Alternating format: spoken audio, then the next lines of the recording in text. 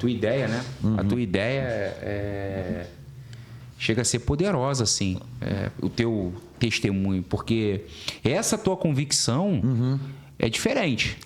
Se é de convicção, é diferente. Muito, muito diferente. Porque as pessoas, de repente, se sentem extremamente impactadas, né? Até da maneira que você Porque hoje, assim, a maioria das pessoas tem um chamado. Eu acredito que as pessoas têm um chamado. O problema deles é o medo do que vão falar. Eu vou te dar um exemplo. A palavra de Deus diz no livro de Êxodo, capítulo 3, que Deus chama uma sarça pega fogo.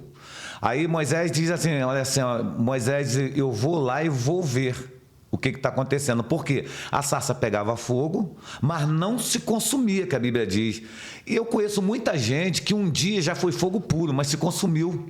Por quê? Porque eles entraram na igreja empolgados, receberam até da parte de Deus, mas só tinha fogo momentâneo. Depois o desejo da alma, que não foi tratado por dentro, foi cedendo para o mundo e saíram. Hoje não são mais fogo.